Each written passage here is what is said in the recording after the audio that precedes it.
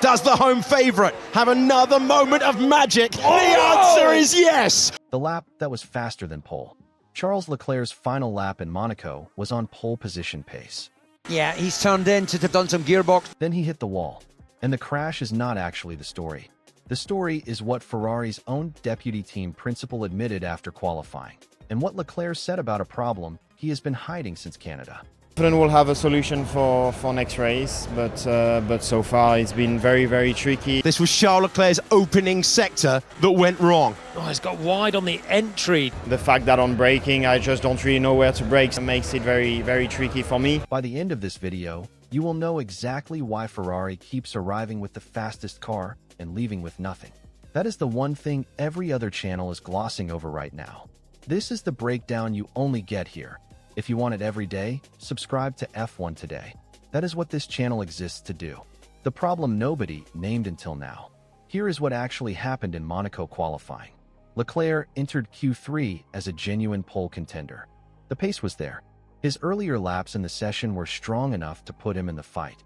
On his final flying lap, he was matching Andrea Kimi Antonelli, the driver who would go on to take pole position, sector by sector. That is not a small detail.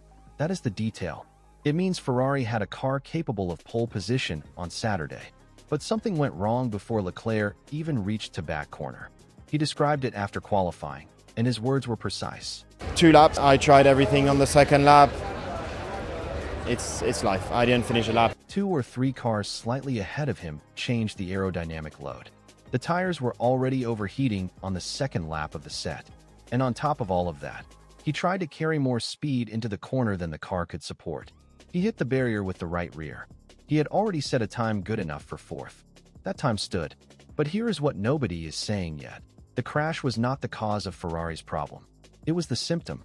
If you want to know whether Ferrari finally fixes this before Barcelona, subscribe now. I am covering their upgrade package tomorrow and what it actually changes. The secret Leclerc kept since Canada. Leclerc has been carrying a specific technical problem on his side of the Ferrari garage since the Canadian Grand Prix, 2 full race weekends. He would not name it in detail after qualifying. He said so directly, with what he described as an embarrassed laugh. Incredibly tough weekend. It's been an incredibly tough 2 last weekends with quite a lot of issues on my side. But team radio footage from both Canada and Monaco, combined with everything Leclerc said publicly, points clearly at braking. Not a feeling issue. Not driver confidence. A specific, identifiable fault. It's not a feeling issue with the car. It's a very specific problem I've had since Canada, Leclerc told Sky Sport F1. At the moment I'm struggling a lot. Here is where it gets more complicated. Ferrari already has the solution. Leclerc confirmed that himself. He chose not to use it in Monaco because he believed a street circuit, his home street circuit, the one he knows better than any driver on the grid, would give him back confidence naturally. It did not. From free practice 1 onwards, the problem was still there. Every braking zone. He did not know exactly where the car would stop. In his own words. Sometimes it's only me. I think today is a bit more than only me. And I was braking without really knowing where I would end up in the corner. That was not just a Monaco Saturday problem. That was 2 weeks of driving blind into every braking zone. But that was just the start. Ferrari's deputy team principal said the quiet part out loud.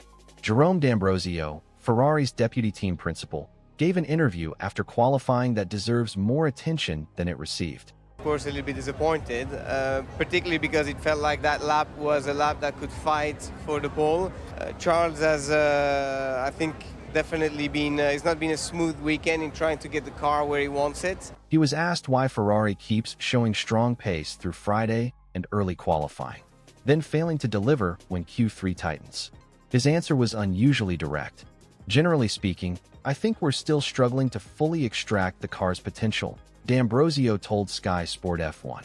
Yesterday we saw very good lap times, but the drivers were telling us it wasn't easy to achieve them. Then you arrive in Q3 and you have to put everything together down to the 100th or the 1000th of a second because everyone takes another step forward. If you're not 100% comfortable, it becomes difficult to find that extra bit of performance. That is the Ferrari structural problem in one paragraph. The SF26 is fast enough. Lewis Hamilton proved that by qualifying 3rd, describing a car that felt dramatically different in Q3 compared to Friday, despite the team making almost no setup changes overnight. So here are the 3 scenarios Ferrari now faces. Scenario 1. Leclerc applies the fix in Barcelona, the braking issue disappears, and Ferrari finally converts pace into results. D'Ambrosio said that is the plan. They believe the solution exists. Scenario 2. The fix works for Leclerc, but the broader Q3 execution problem, the one D'Ambrosio described as structural, remains. Ferrari still arrives fast and still leaves second or third. Scenario 3. Monaco race day offers a different opportunity entirely. Ferrari's launch performance off the line has been one of their genuine strengths this season.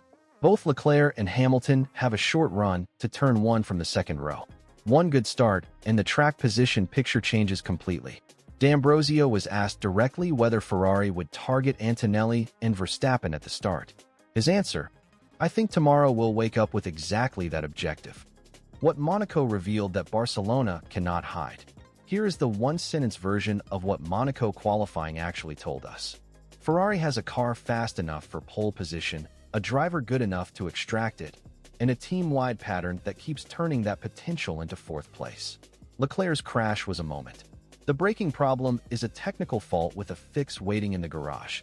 But D'Ambrosio's admission that Ferrari cannot consistently pull everything together when the margin is measured in thousandths, that is the harder thing to solve. The question for Barcelona is not whether the SF26 is fast enough. Everyone already knows it is. The question is whether Ferrari can finally close the gap between what the car can do on Friday and what they actually deliver on Saturday when it counts. Leave your answer in the comments. Do you think the Barcelona upgrade fixes this, or is it a deeper problem? If this gave you a new angle on what is actually wrong at Ferrari, you will want to be here tomorrow.